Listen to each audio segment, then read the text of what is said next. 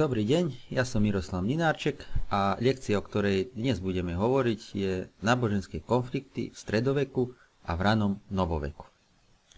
Najprv povieme, čo je našim dnešným cieľom a čo je to, čo máme vedieť na konci lekcie. Naším dnešným cieľom je prijatie kľúčových pojmov o náboženských konfliktoch v stredoveku a ranom novoveku, analyzovanie príčin a dôsledkov náboženských konfliktov v stredoveku a ranom novoveku, a rozvíjanie schopnosti vynachádzať sa na historickej mape, znamená ukázať, kde sa odohrávali krížiacké výpravy a kde bola 30-ročná vojna. Kľúčové pojmy pre dnešnú lekciu sú Svätá zem, koncil v Clermonte, krížiacké výpravy, Bartolomejská noc, Nantský edikt, anglikánska cirkev a 30-ročná vojna. Na konci dnešnej vyučovacej jednotky budeme vedieť napočítať najvýznamnejšie náboženské konflikty v stredoveku a v ranom novoveku, určiť priestor a chronológiu náboženských konfliktov v stredoveku a ranom novoveku, vysvetliť príčiny, dôsledky a význam náboženských konfliktov v stredoveku a ranom novoveku, určiť vzťahy príčin a dôsledkov kľúčových udalostí, ukázať na mape, kde sa odohrávali kľúčové udalosti, a používať základné historické pojmy týkajúce sa náboženských konfliktov v stredoveku a ranom novoveku. Jeden z prvých náboženských konfliktov v stredoveku bol medzi Byzanciou a Peržanmi v 7. storočí za vlády byzantského cisára Heraklea, ktorý vládol od roku 610 až do roku 641. Byzantskú armádu osobne viedol cisár, a táto byzantská ofenzíva na východe sa skončila veľkým víťazstvom v bitke pri Niníve v decembri 627. Perzia, vtedy najväčší nepriateľ Byzantskej ríše, bola porazená. Herakleova výprava sa skončila víťazným návratom Kristovho kríža do Jeruzalema v roku 630, ktorý Peržania niekoľko rokov predtým uniesli z tohto kresťanského svätého mesta. Úspech cisára Heraklea však netrval dlho. Na východe sa objavila nová sila a boli to Arabi.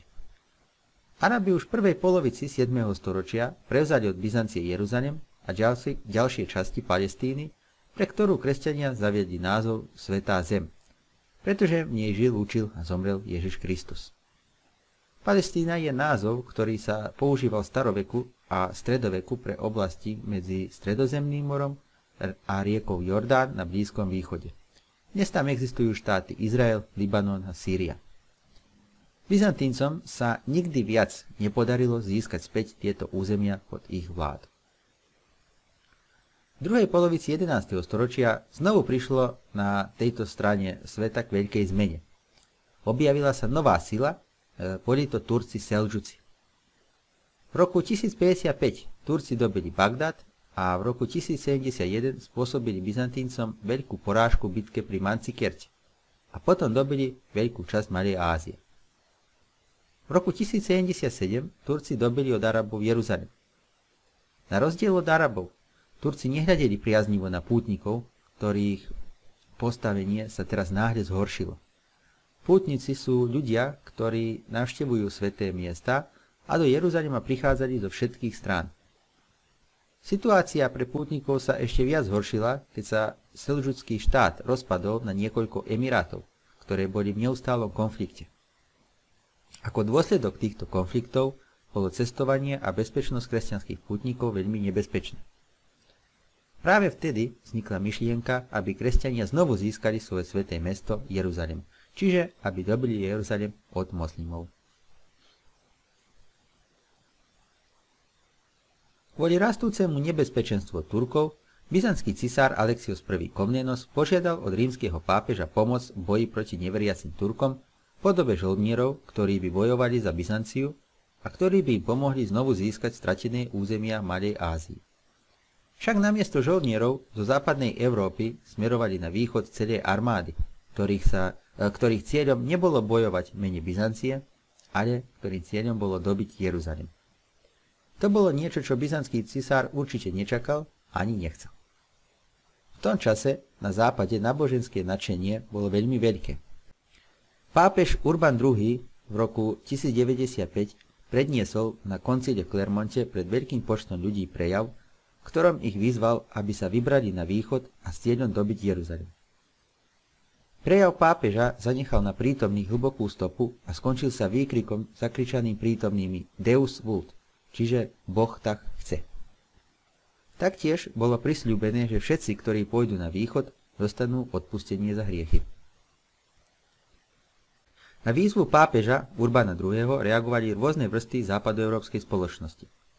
Boli tu stredovekí bojovníci, čiže rytieri, potom šľachtici, ktorým bolo odobraté právo dediť pozemkový majetok prostredníctvom systému primogenitúry.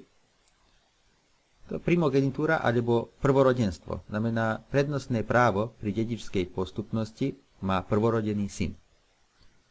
Potom k prvej križiackej výprave sa pripojila aj obrovská masa chudobných ľudí, ako aj mnoho zločincov.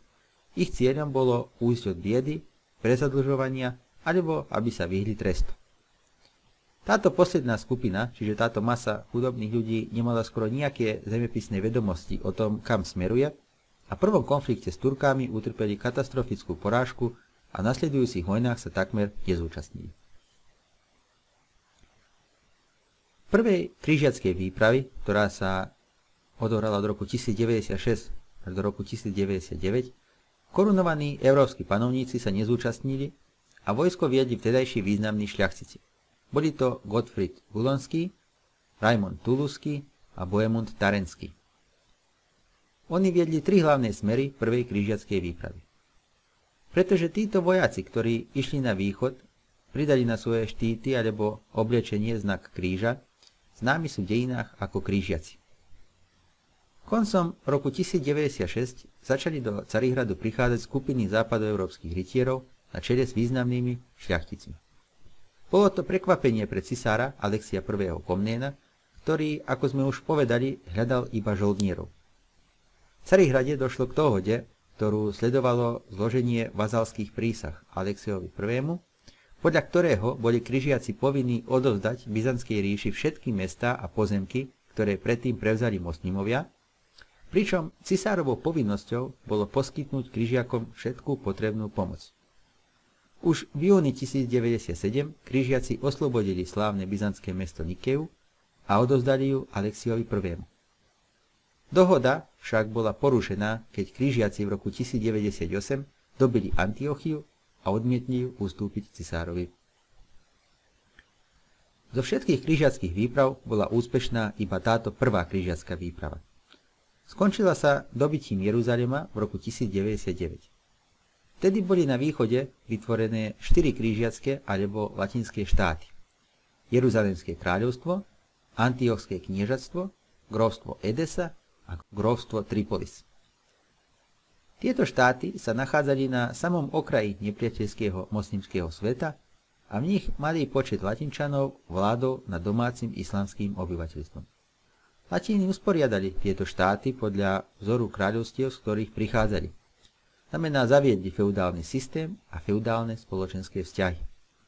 Latíni sa nemiešali s moslimámi a zmiešané manželstvá boli zriedkavé.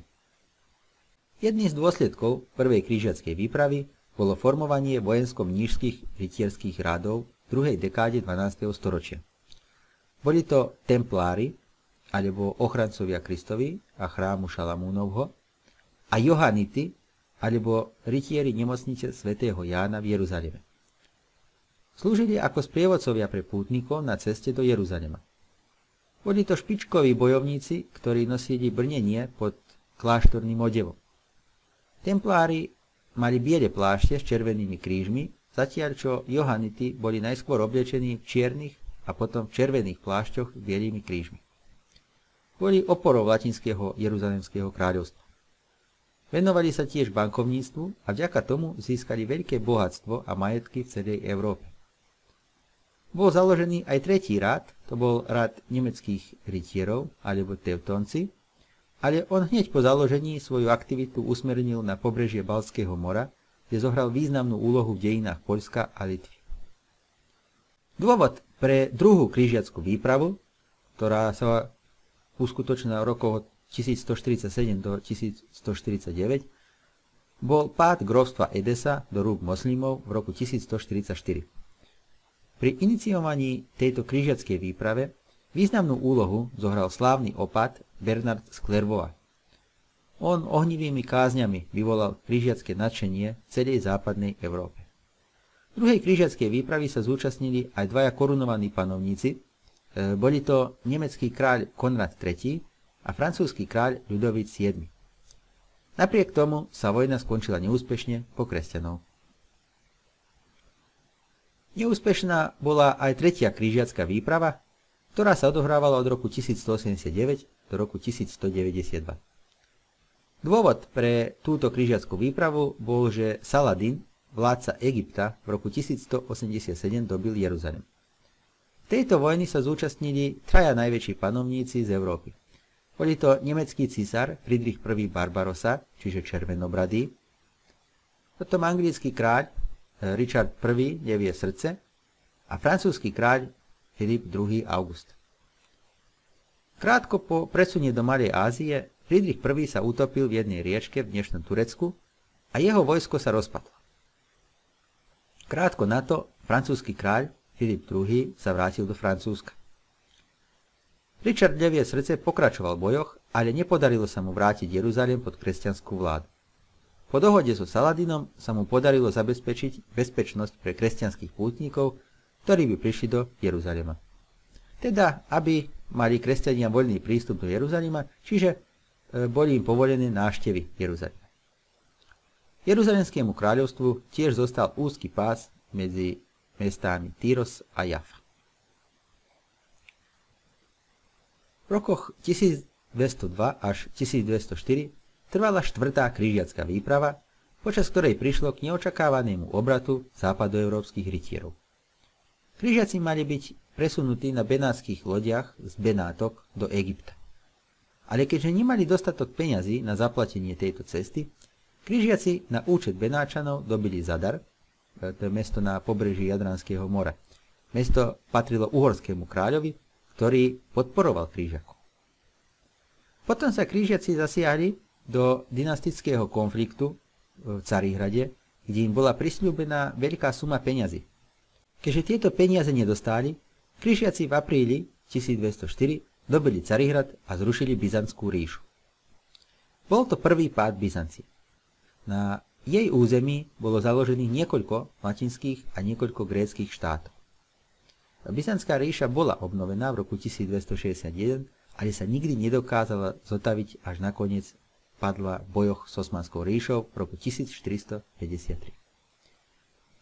Krížiaci štvrtej krížiackej výpravy nikdy nedorazili do Svätej Zeme. Skončením štvrtej krížiackej výpravy sa skončila prvá fáza v histórii krížiackych výprav. V druhej fáze, ktorá trvala do roku 1291, pozornosť bola na obrane krížiackych území vo Svätej Zemi a na výpravy zamerané na Egypt a Severnú Afriku. Aj v tejto fáze boli krížiacké výpravy neúspešné.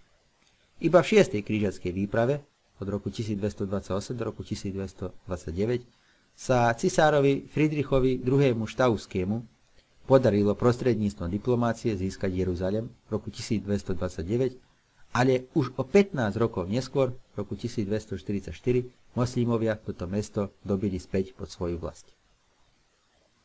Posledné dve krížiacké výpravy, 7. a 8., viedol francúzsky kráľ Ľudovít IX. Svätý. Počas 8. krížiackej výpravy pri obliehaní Tunisu Ľudovít IX. v roku 1270 zomrel na mor. V roku 1291 krížiaci stratili svoju poslednú pevnosť na východe, bola to pevnosť Acre. Pád Acre, po ktorom nasledoval masaker kresťanských obyvateľov, znamenal koniec krížiackych výprav. V 14. a 15. storočí osmanská expanzia v Európe ožila myšlienku krížiackych výprav. Ale veľké porážky kresťanských armád od Osmanov pri Nikopole v roku 1396 a pri Várne v roku 1444, ako aj smrť pápeža Pia II., jedného z posledných obhajcov krížiackych výprav, boli v skutočnosti poslednými odrazmi krížiackej myšlienke. Jedným z dôsledkov križiackych výprav bolo ukončenie obchodnej nadvlády Byzancie a Arabov po východnom Stredomorí. Teraz sa Talianskej republiky, Benátky a Janov stáli pádmi obchodu v Stredozemnom mori. Potom križiacké výpravy doviedli do styku islamskej a západoeurópskej kresťanskej civilizácie a priblížili západnej Európe techniku a kultúru východu. Náboženské konflikty v ranom novoveku sa presunuli z východu do Európy. Okrem cirkevných konfliktov reformácia spôsobila aj spoločensko-politické konflikty. To nám možno najlepšie ukazujú udalosti v Nemeckej ríši v prvej polovici 16. storočia. Tam veľké množstvo nemeckých sedliakov prijalo Lutherovo učenie a v roku 1524 na juhozápade Nemecka vypukla tzv. Nemecká sedliacka vojna. Bola to vojna medzi šľachtou a rolníctvom. Toto povstanie sedliakov nemecká šľachta odsúdila a ani Martin Luther nebol na strane sedliakov. Už v roku 1525 utrpeli nemeckí rolníci úplnú porážku. V roku 1555 cisár Karol V zvolal koncil Augsburgu, na ktorom bol nastolený náboženský mier v Nemeckej ríši. Na tomto koncile sa ustanovila zásada koho pánstvo, toho náboženstvo. To znamenalo, že vládca nejakej krajiny mal právo určiť, k akému náboženstvu jeho podaní majú patriť. Nemecké krajiny sa tak rozdelili na katolícke, väčšinou južné štáty, a protestantské oblasti nachádzajúce sa na severe. Od polovice 16. storočia sa vo Francúzsku ako nová viera šíril kalvinizmus. Príslušníci kalvinizma sa vo Francúzsku volali hugenoty. To šírenie kalvinizma čoskoro doviedlo ku konfliktu medzi katolíkmi a hugenotmi. V tom čase vládla vo Francúzsku ako regentka v mene svojich maloletých synov Katarína Medicejská. Ona zorganizovala masaker hugenotov v Paríži, ktorý sa potom rozšíril po celom Francúzsku.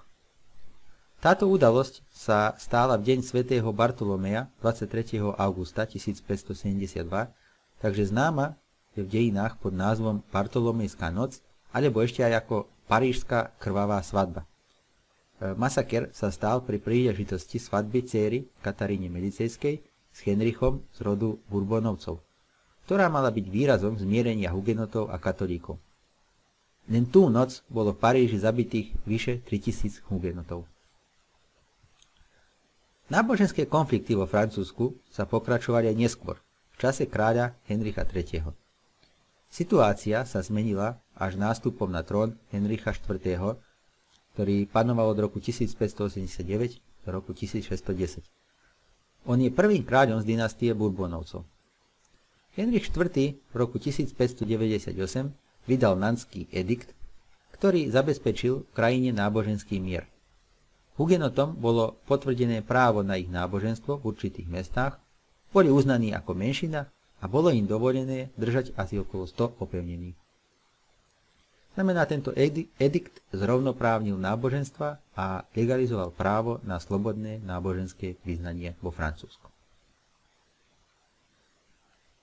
V Anglicku bola náboženská situácia špecifická. Anglický kráľ Henrich VIII Tudor, ktorý panoval od roku 1509 do roku 1547, bol spočiatku odporcom protestantizmu. Ale čoskoro sa však dostal do konfliktu s pápežom, pretože cirkev nechcela potvrdiť jeho rozvod s Katarínou Aragónskou. To malo za následok vznik anglikánskej cirkvi v Anglicku. V roku 1534 v Anglicku prišlo k definitívnemu rozhodu s katolíckou cirkvou. Bol prijatý zákon o zvrchovanosti, ktorým sa anglický kráľ stal najvyššou hlavou anglickej, čiže anglikánskej cirkvi. Potom sa namiesto latinčiny ako liturgického jazyka zaviedla angličtina. Kláštory sa zatvorili a ich majetok patril štátu, to znamená kráľovi. Cirkev v Anglicku bola tak pod Henrichovou kontrolou a nie pod kontrolou Ríma. S príchodom na vlast Henrichovej dcéry Márie I. Tudorovej, zvanej katolícka alebo krvavá Mária, nasledovala v Anglicku ostrá katolícka reakcia. Počas jej panovania veľký počet protestantov v Anglicku bol zabitý alebo vylúčený z cirkvi. S príchodom na vlast druhej céry Henricha VIII, Alžbety I, ktorá panovala od roku 1558 do roku 1603, situácia v Anglicku sa dočasne stabilizovala. Ona prijala pozíciu najvyššej hlavy anglikánskej cirkvi, ale neprerušila celkom vzťahy s katolicizmom. V tom čase prišla aj do povstania katolíkov v Írsku, ktoré Angličania udusili a zmocnili sa ich majetkov a osídlili ich so svojimi osadníkmi.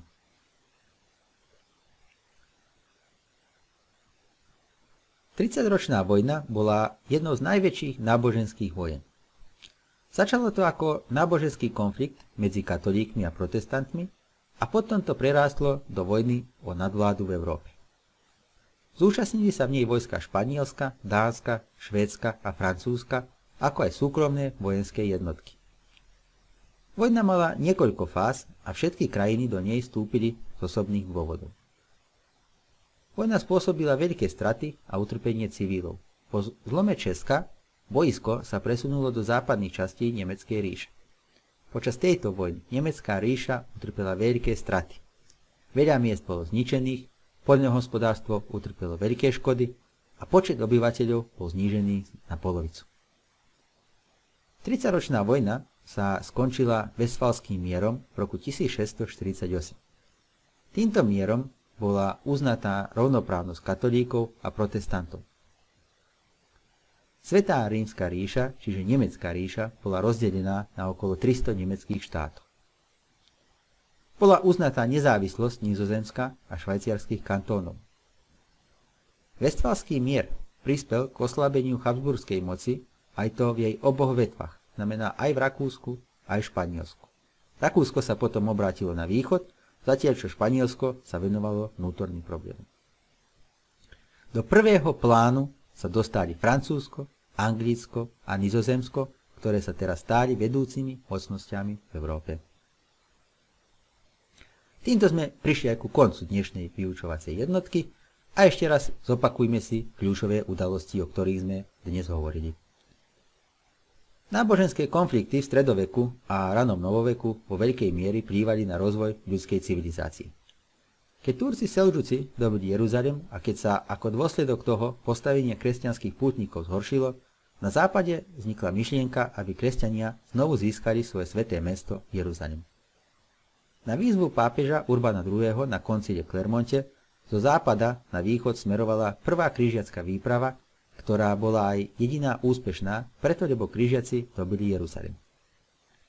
Počas 4. križiackej výprave prišlo k neočakávanému obratu západoeurópskych rytierov a namiesto Jeruzalema oni dobili Carihrad a bol to prvý pád Byzantskej ríše. Úhrne bolo 8 križiackých výprav a ich dejiny sa končia, keď moslimovia dobili poslednú križiackú pevnosť na východe Akru v roku 1291. V ranom novoveku náboženské konflikty sa presunuli do Európy a boli to konflikty medzi rímsko-katolíckou cirkvou a novou vierou protestantizmom. V Nemeckej ríši vypukla tzv. Nemecká sedliacká vojna a situácia sa dočasne stabilizovala v roku 1555 na koncile Augsburgu. Vo Francúzsku sa v roku 1572 odohral masaker protestantov, čiže hugenotov, známy ako Bartolomejská noc. V roku 1598 bol vo Francúzsku zabezpečený náboženský mier, ďakujúc Nanskému ediktu, ktorý vydal kráľ Henrich IV. V Anglicku z konfliktu medzi kráľom Henrichom VIII a katolíckou cirkvou nastala nová cirkev, čiže anglikánska cirkev, ktorej je najvyššou hlavou práve anglický kráľ. Jeden z najväčších náboženských konfliktov bola 30-ročná vojna, ktorá prerástla do boja o nadvládu v Európe. Trvala od roku 1618 do roku 1648. Táto vojna spôsobila veľké straty vo veľkej časti Európy. Vestfalským mierom bola uznatá rovnoprávnosť katolíkov a protestantov, Nemecká ríša bola rozdelená na okolo 300 nemeckých štátov, moc Habsburgovcov oslabla a vedúcimi mocnosťami v Európe sa stali Francúzsko, Anglicko a Nizozemsko. Týmto by som aj skončil dnešnú vyučovaciu jednotku. Pozdravujem vás do nasledovnej hodiny dejepisu. Ďakujem vám za pozornosť. Dovidenia.